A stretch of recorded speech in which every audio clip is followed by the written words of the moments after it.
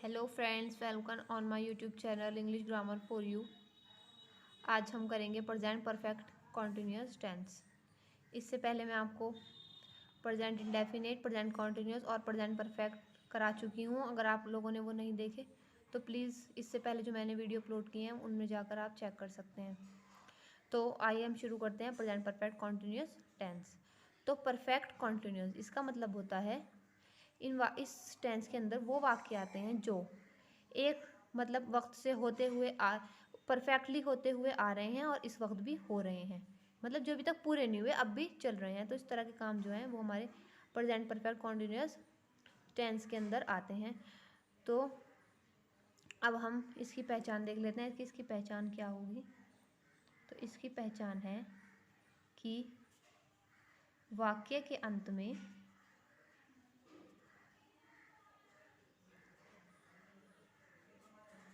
रहा है, रही हैं या रहे हैं, ठीक है, आदि शब्द आते हैं तथा कार्य जारी रहने का समय दिया होता है। मतलब एक तो जो हमारे सेंटेंस होंगे, वाक्य होंगे हिंदी में, उनके अंत में रहा है, रही है, रहे हैं, ठीक है, ये आएंगे। इनके इस वक्त भी ये काम हो रहा है तो ये आएंगे। साथ में क्या होगा, कार्य जारी रहने का, मतलब ये काम कब से हो रहा है, कब से होता हुआ आ रहा है, वो टाइम हमें दिया हुआ होगा। तो ये इसकी नई पहचान होगी। इंग्लिश में इसकी पहचान क्या होगी, इंग्लिश में इसकी पहचान होगी कि इसमें हेल्पिंग वर्ब हैज़ या हैव प्लस बीन लगी हुई होगी, ठीक है, वर्ब की आईएनजी फॉर्म लगी हुई होगी और सिंस या फॉर प्लस टाइम दिया हुआ होगा। तो ये इसकी पहचान होगी इंग्लिश में, ठीक है। तो अब हम देखते हैं कि हम पॉजिटिव सेंटेंस को कैसे बनाएंगे। सबसे पहले हमारे आ जाते हैं पॉजिटिव सेंटेंस, और साथ में ये भी देख लेंगे कि हैज़ हैव का यूज़ और सिंस फॉर का यूज़ कैसे करेंगे, ठीक है, दोनों चीज़ें साथ में हो जाएंगी। तो रूल देख लीजिए। सबसे पहले आप क्या बनेगा, सबसे पहले ऐसे आपको पता है आएगा सब्जेक्ट, उसके बाद आएगा हमारा हेल्पिंग वर्ब यानी कि हैज़ या हैव प्लस बीन, उसके बाद आ जाएगा वर्ब की आईएनजी फॉर्म, ठीक है, उसके बाद आ जाएगा ऑब्जेक्ट और फिर सीन्स या फोर आ जाएगा और उसके बाद आ जाएगा टाइम। तो ये हमारा हो गया इसे सेंटेंस को बनाने के लिए रूल, ठीक है। अब देखिए हैज़ हैव का यूज़ कैसे होगा। हैज़ यूज़ होता है सिंगुलर सब्जेक्ट के साथ में, ठीक है। हैव यूज़ होता है प्लूरल सब्जेक्ट के साथ में, ठीक है। अच्छा, अब आ जाता है हमारा सिंस या फोर का यूज़, है ना।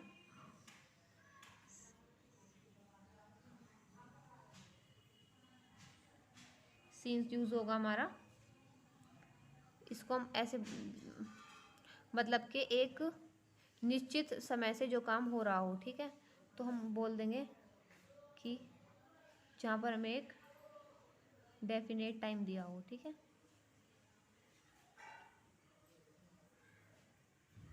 और हमारा फोर यूज़ होगा जहाँ पर हमें इनडेफिनेट टाइम दिया हो। अच्छा, आप ये देख लीजिए कि डेफिनेट और इनडेफिनेट टाइम को हम कैसे, ठीक है, देखेंगे कि कौन सा टाइम डेफिनेट और कौन सा टाइम इनडेफिनेट है। तो इसके लिए इसमें ये होगा कि डेफिनेट टाइम वो टाइम होगा जैसे कि जिसमें बिल्कुल डेफिनेटली मतलब जिक्र किया गया है। एक तो सबसे पहले ये होगा, अगर कहीं पर आपको ये दिया है ना हिंदी में पिछले या इंग्लिश में लास्ट, ठीक है, लास्ट, और लास्ट के बाद आपने लगाया है लास्ट 2 दिन, पिछले 2 दिनों से, लास्ट 2 ईयर, पिछले 2 सालों से, ठीक है, लास्ट 2 वीक, पिछले 2 हफ्तों से, तो लास्ट जहाँ पर होगा वहाँ पर तो आप वो तो डेफिनेट है ही टाइम, हर हालत में लास्ट के साथ कुछ भी हो, ठीक है। साथ में क्या है, साथ में जैसे कोई आपको सन दिया हो, जैसे कि हम 1984, ठीक है, या फिर और भी कुछ कोई भी सन हो सकता है, 1989, 1999, या फिर और भी कुछ 2020, तो ये कुछ भी हो सकता है। तो ये सब हमारे जब सन दिया होगा तो वो भी एक डेफिनेट टाइम होगा, उसके साथ सीन्स का यूज़ होगा। अच्छा, इस तरह के हो गए हमारे। और जैसे कि और क्या हो गया, जैसे कि 2 तारीख से, पिछली 2 तारीख से, ठीक है, 2 नवंबर से 2 दिसंबर से, इस तरह की कोई डेट हो सकती है, उससे वो सब हमारे डेफिनेट टाइम हो गए, ठीक है। और हमारा इनडेफिनेट टाइम कौन से होंगे,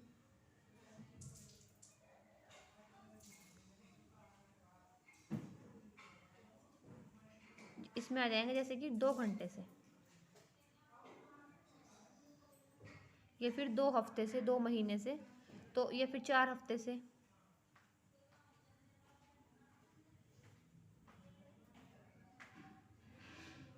5 साल से, इस तरह के हो सकते हैं हमारे।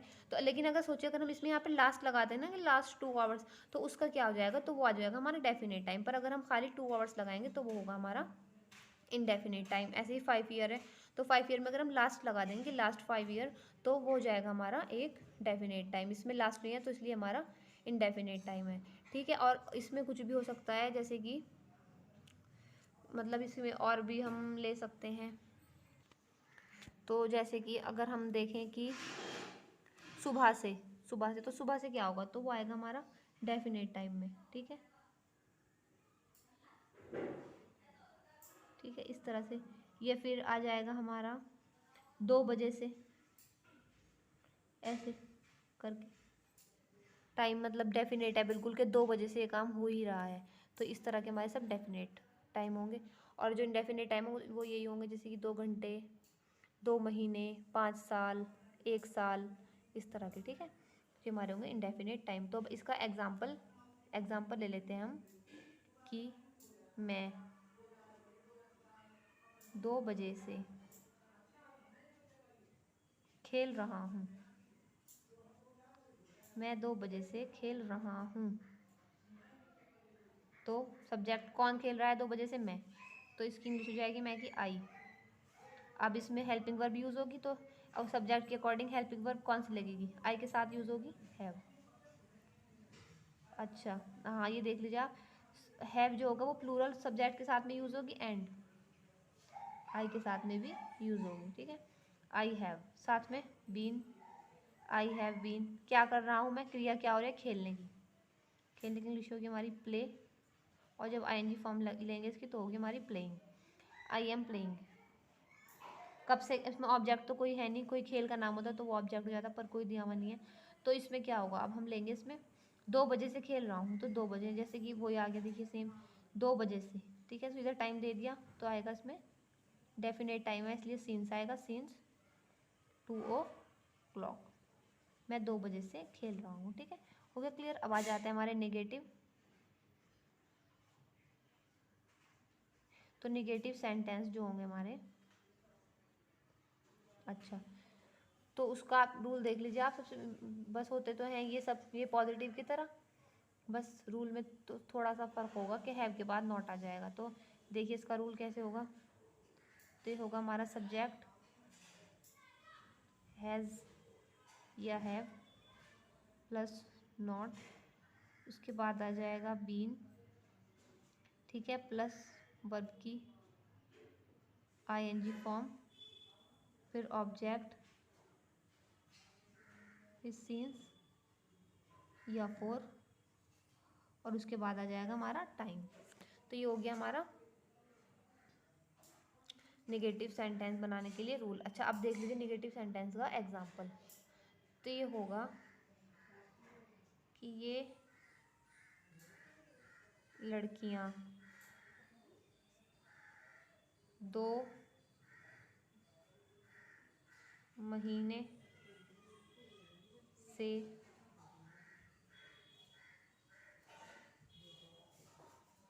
अपना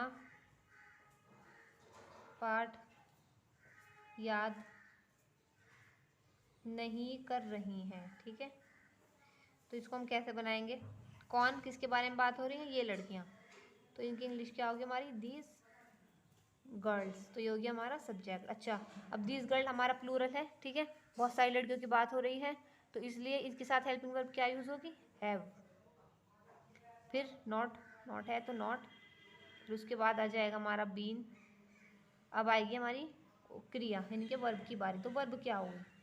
याद करना। क्या काम नहीं हो रहा है? याद करने का काम। तो याद करने के लिए होती है लर्न, और उसकी आईएनजी फॉर्म होगी लर्निंग। ठीक है, learning. These girl have not been learning. क्या नहीं याद करेंगे? अपना पार्ट। There lesson. कब से? 4 2 मंथ्स। 2 महीने से अपना पार्ट याद नहीं कर रही हैं। तो ये हो गया हमारा एक नेगेटिव सेंटेंस। ठीक है, ये हो गया हमारा नेगेटिव सेंटेंस। अब देखेंगे हम तो अब आ जाते हैं हमारे इंटेरोगेटिव सेंटेंस। ठीक है, तो इंटेरोगेटिव सेंटेंस में फर्स्ट टाइप के लिए रूल लगेगा हमारा हैज़ या have plus subject plus been plus verb की आईएनजी फॉर्म, फिर ऑब्जेक्ट, फिर सिंस या फोर, और फिर टाइम। तो अच्छा, अब इसके लिए हम एक एग्जांपल ले लेते हैं। क्या सुनीता 1986 से इस मकान में रह रही है? तो ये एग्जांपल हो गया हमारा फर्स्ट टाइप का। तो इसे अब हम कैसे करेंगे ये देखिए आप। इसके लिए हम सबसे पहले सब्जेक्ट चूज़ करते हैं, उसके अकॉर्डिंग फिर हम हेल्पिंग वर्ब लगाएंगे। ठीक है, तो सब्जेक्ट क्या है? किसके बारे में बात हो रही है? कौन इस मकान में 1986 से नहीं रह रही है? सुनीता। ठीक है, तो सुनीता सब्जेक्ट हो गया। सब्जेक्ट के अकॉर्डिंग हम हेल्पिंग वर्ब चूज़ करेंगे। सुनीता सिंगुलर है तो इसलिए हम हैज़ यूज़ करेंगे, हैज़। अब आ जाता है हमारा सब्जेक्ट, तो सब्जेक्ट है सुनीता। उसके बाद आ जाएगा बीन। अब आएगी वर्ब की आईएनजी फॉर्म, क्रिया। क्या करने की बात हो रही है? रहने की। तो रह रही है, रहने की इंग्लिश होती है लीव, और आईएनजी फॉर्म होगी लिविंग। ठीक है, लिविंग। कहाँ पर, किस किस जगह की बात हो रही है? इन दिस हाउस, इस मकान में। कब से? 1986 से। तो ये एक डेफिनेट टाइम है, तो इसलिए इसके साथ में सिंस 1986। ठीक है, तो ये हो गया हमारा फर्स्ट टाइप का एग्जाम्पल। अब देखिए आप सेकंड टाइप। सेकंड टाइप में आएगा हमारा, सबसे पहला जाता है क्वेश्चन वर्ड। उसके बाद सेम ये वाला रूल रहेगा। तो ये रूल था हमारा हैज़ या have plus subject plus been plus not है तो नॉट, और नहीं है तो नहीं, देन वर्ब की आईएनजी फॉर्म। ठीक है, प्लस ऑब्जेक्ट। उसके बाद आ जाता है सिंस या फोर, और उसके बाद आ जाएगा टाइम। ठीक है, तो ये इसको बनाने का एक हो गया रूल। अच्छा, अब आप देखिए इसके लिए एक एग्जाम्पल लेंगे हम कि एग्जाम्पल ले लेंगे हम, वह एक सप्ताह से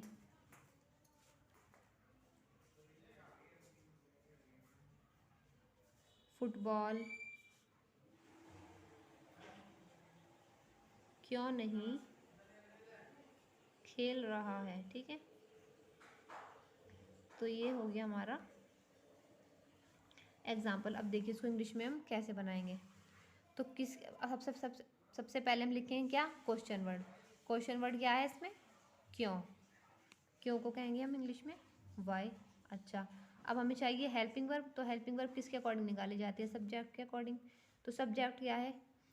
तो सब्जेक्ट कैसे निकालते हैं कि कौन एक सप्ताह से फुटबॉल नहीं खेल रहा है? कौन? वह, उसके बारे में बात हो रही है। तो वो हो गया ही हो गया। तो ही सब्जेक्ट हमारा होगा सिंगुलर सब्जेक्ट। तो सिंगुलर सब्जेक्ट के साथ लगेगी हमारी हैज़, और फिर आएगा वो सब्जेक्ट यानी कि ही। फिर आ जाता है क्यों नहीं, नॉट, नॉट इधर आएगा, नॉट, फिर उसके बाद आ जाएगा बीन, अच्छा नॉट यहाँ पर नहीं आएगा, नॉट आएगा यहाँ पर, ठीक है, नॉट यहाँ पे आएगा। उसके बाद आ जाएगा बीन, और बीन के बाद आएगी हमारी वर्ब की आईएनजी फॉर्म। तो क्या काम हो रहा है, खेलने का काम, खेलने की बात हो रही है। प्लेइंग क्रिया है खेलना, प्लेइंग क्या, फुटबॉल, फुटबॉल।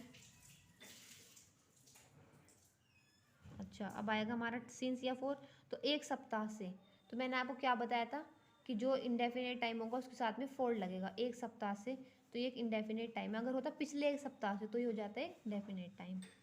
तो फॉर ए वीक, ठीक है। तो ये हो गया why has he not been playing football for a week. तो अब ये 5 सेंटेंस हैं, ये आपकी प्रैक्टिस के लिए हैं, तो आप इनको सॉल्व करके मुझे कमेंट बॉक्स में सेंड कीजिए। और अगर कोई डाउट हो तो भी आप मुझे प्लीज़ कमेंट बॉक्स में आप मुझसे क्लियर कर सकते हैं अपना डाउट। अगर आपको मेरी ये वीडियो पसंद आई तो वीडियो को लाइक कीजिए, शेयर कीजिए, और मेरे channel English grammar for you को सब्सक्राइब कीजिए।